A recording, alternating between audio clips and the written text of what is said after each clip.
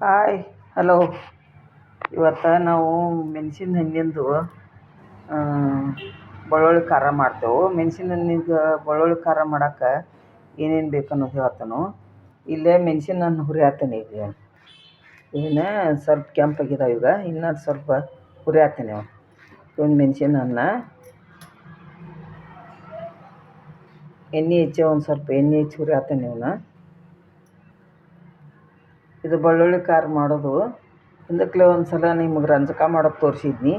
ಅದ್ರ ಲಿಂಬೆ ಹಣ್ಣು ಹಾಕಿ ಮಾಡೀನಿ. ಈ ಸಲ ಹುಣಸೆ ಹಣ್ಣು ಹಾಕಿ ಮಾಡ್ತೇನೆ. ಬೆಳ್ಳುಳ್ಳಿ ಖಾರ ಅಂತಾರೆ ಇದಕ್ಕೆ. ಬೆಳ್ಳುಳ್ಳಿ ಖಾರ ಮಾಡ್ಬೇಕಂತಾರೆ ಹೆಂಗೆ ಮಾಡೋದು ಅನ್ನೋದು ಹೇಳ್ತೇನೆ ನಿಮ್ಗೆ. ಮಾಡಿ ನೋಡಿರಿ ನೀವು. ಆಮೇಲೆ ಇದು ಅರ್ಧ ಸ್ಪೂನ್ ಜೀರಿಗೆ ಬೇಕು. ಆಮೇಲೆ ರುಚಿಗೆ ತಕ್ಕಷ್ಟು ಉಪ್ಪು ಬೇಕು. ಇದು ಕರಿಬೇವು, ಒಂದು 2 ಬೆಳ್ಳುಳ್ಳಿ ಗಡ್ಡೆ. ಆಮೇಲೆ ಒಂದು ಸ್ವಲ್ಪ ಒಂದು ಲಿಂಬೆ ಹಣ್ಣಿಕ್ಕಿಂತ ಸಣ್ಣದು ಅಷ್ಟು ಹುಣಸೆ ಹಣ್ಣು. ಆಮೇಲೆ ಬೆಲ್ಲ ಇದಿಷ್ಟು ಮಿಕ್ಸಿ ಹೊಡಿಸ್ಬೇಕೀಗ.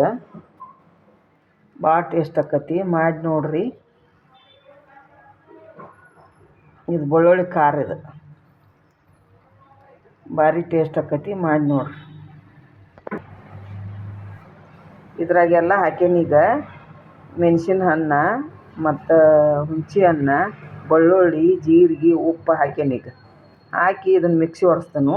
ಆಮೇಲೆ ಇನ್ನೇನು ಮಾಡೋದು ಅಂತಂದ್ರೆ ಮಿಕ್ಸಿ ಹೊಡ್ಸಿದ್ದಿಂದ ಈ ಸಣ್ಣ ಆದ್ದಿಂದ ಬೆಲ್ಲ ಹಾಕ್ಬೇಕು. ಬೆಲ್ಲ ಹಾಕ್ಕೊಂಡು ಅದು ಹುಳಿ ಉಪ್ಪು ಕರೆಕ್ಟ್ ಆದದ್ದು ನೋಡ್ಕೊಂಡು ಒಂದು ಸ್ವಲ್ಪ ತಿಂದು ನೋಡಿ ಬೆಲ್ಲ ಹಾಕ್ಕೋಬೇಕು. ಸ್ವಲ್ಪ ಬೆಲ್ಲ ಹಾಕ್ಬೇಕು. ಈಗಿನ ಮೆಣಸಿನ್ಕಾಯಿ ಭಾಳ ಖಾರ ಇರೋದಿಲ್ಲ.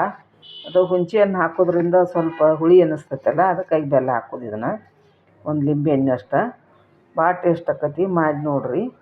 ಈಗ ಮಿಕ್ಸಿ ಹೊಡೆಸ್ತಾನೆ.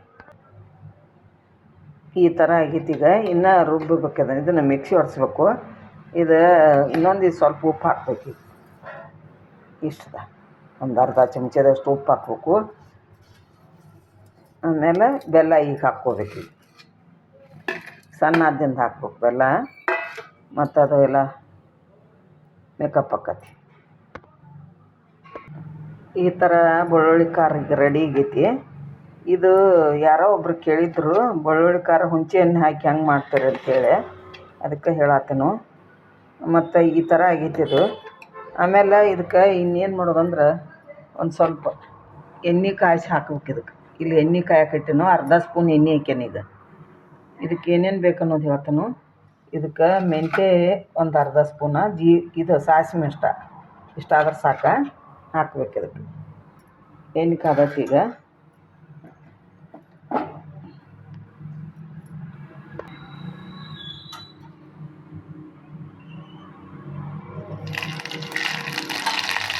ಗ್ಯಾಸ್ ಬಂದ್ ಮಾಡಿಬಿಡೋದು.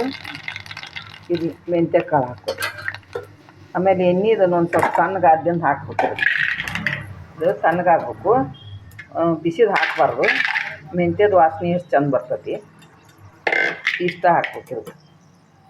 ಇದು 2 ತಿಂಗಳು ಇಟ್ಟರು ಕೆಡಂಗಿಲ್ಲ ಖಾರ. ಮಾಡಿ ನೋಡಿರಿ. ಬಾಯಾಗ ಭಾಳ ಟೇಸ್ಟ್ ಆಕತಿ.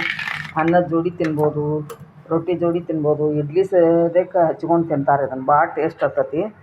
ಮಾಡಿ ನೋಡಿರಿ. ಈಗ ಅದನ್ನು ಒಗ್ಗರಣೆ ತನಕ ಅದನ್ನು ಹಾಕಿ ಕಲಿಸ್ತಾನು. ಬೆಳ್ಳುಳ್ಳಿ ಖಾರ ಇದು ಹುಣಸೆ ಹಣ್ಣು ಹಾಕಿ ಮಾಡಿರ್ತೇವೆ. ಭಾಳ ಟೇಸ್ಟ್ ಆಕತಿ. ಮಾಡಿ ನೋಡಿರಿ.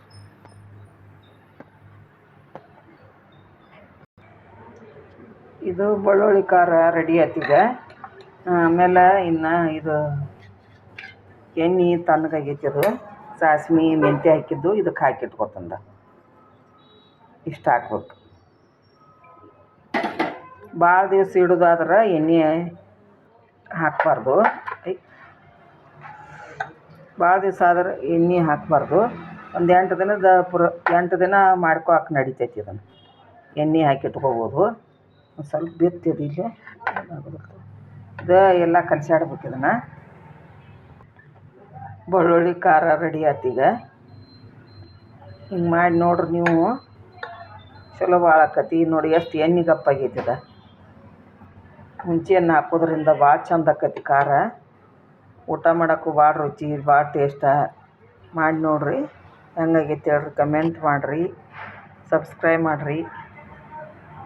ಶೇರ್ ಮಾಡಿರಿ. ಈ ವಿಡಿಯೋ ಇಲ್ಲಿಗೆ ಎಂಡ್ ಮಾಡ್ತೇನೆ. ಬಾಯ್ ಬಾಯ್.